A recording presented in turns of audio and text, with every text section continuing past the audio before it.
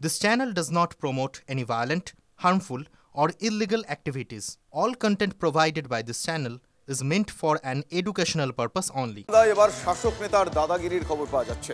রাজস্থানে কর্মরত সেনা জওয়ানকে মানিকচকের এনায়েতপুরে জমি কিনতে বাধা দেওয়া হয়েছে, অভিযোগ এমনটাই।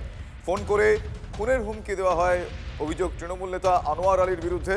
ঘরে একা পেয়ে সেনা জওয়ানের দিদিকে মাটিতে ফেলে মারধর করা হয়, নির্যাতনের অভিযোগ করা হয়, কান টেনে ছিঁড়ে নেওয়ার চেষ্টার অভিযোগ শাসক নেতার বিরুদ্ধে। ফোনে কর্মরত জওয়ানকে হুমকির অডিও ভাইরাল হয়ে গিয়েছে, যদিও অডিওর সত্যতা টিভি9 বাংলা যাচাই করেনি। অভিযোগের ভিত্তিতে তদন্তে নেমেছে মানিকচক থানার পুলিশ। ঘটনায় এখনো পর্যন্ত পুলিশ কাউকেই গ্রেফতার করতে পারেনি। जमीन लेना कुछ जरूरी है, कुछ दरकार है। हाँ भैया, होगा तो दरकार है, मेरे को रखना है। जरूरत पड़े जरूरी है, जब जरूरत पड़े। नहीं नहीं, मेरा जब जरूरत फिर पड़ जाएगा तो फिर मैं दे देगा तुमको, कोई असुविधा नहीं है। मेरे को नहीं बेचना, मैं TCR नहीं किनेगा।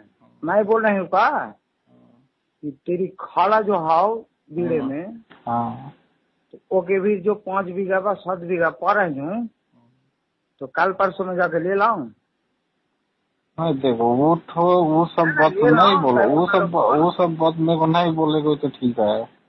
अच्छा, उठो बात नहीं बोले से ठीक है। ताई जो ही में जमीन ले रहा तो 5000 में मेरा है।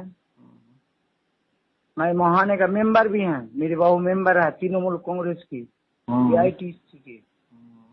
तो ताई जो ही में जमीन लेगा, झमेला तो होगी, तो तय जान रहा कहा झमेला होगा, बताओ तो देखो। हाँ होगा, उठो परे वाला बात है। ताई जो अभी जमीन ले रहा, मैं छोटू है, मेरे वीर 1000 आदमी रेडी है, ले और चैलेंज रहा तेको, कितना बड़ा बोस है महाना। ধরে ওকে পিটা, তখন আমাকে ধরে চুন ধরে কানে ছিঁড়ে দিয়েছে, কান কেটে দিয়েছে। আর ছোটু আমার ভাই বলছে কি না, আমি বাইনা দিয়ে দিয়েছি, আমি জমিটা ছাড়বো না, জমি আমি নিব। সেই জন্যে এই অপরাধে আমাকে বলছে তোকেও মার্ডার করবো, তোর ভাইকেও মার্ডার করবো। তৃণমূলের নাম দিয়ে কি কোনো হুমকি দিয়েছে আপনাদের? হ্যাঁ, বলছে তৃণমূলের নেতা আছি, মেম্বার আছি, মেম্বারকে তুই ধরতে এসছিস। ছোটুর ভালো নাম কি? ছোটুর ভালো নাম হলো আনোয়ার আলী। ও কিসে কাজ করে? ও পুলিশে চাকরি করে।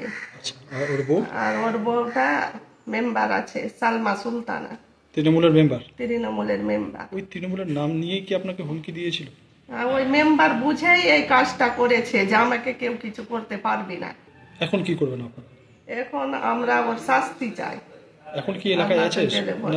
হ্যাঁ, ওই এলাকায় বাড়িতেই ঘুরছে এখন। পুলিশ কি কোনো ব্যবস্থা নিয়েছে এখনো? পুলিশ তো ব্যবস্থা নিতে চাইছে, কিন্তু চাপ দিচ্ছে না, কি করছে এখনো পর্যন্ত তো কিছু হয়নি। হচ্ছেটা কি?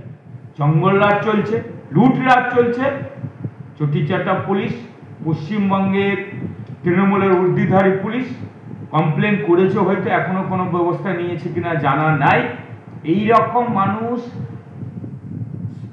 ভয়ে আতঙ্কে দিন কাটাচ্ছে। ওনার হাজব্যান্ড দিয়েছে, তো এর রেসপন্সিবিলিটি কিন্তু দলের নেই। সবটা মেম্বারকে পরিষ্কার করে বুঝিয়ে দিয়েছি, সামনে 2026 ইলেকশন আছে, বিধানসভা ইলেকশন আছে, আপনারা এমন কোনো কাজ করবেন না কিংবা এমন কোনো কথা বলবেন না যেটা নিয়ে দলকে কথা শুনতে হবে।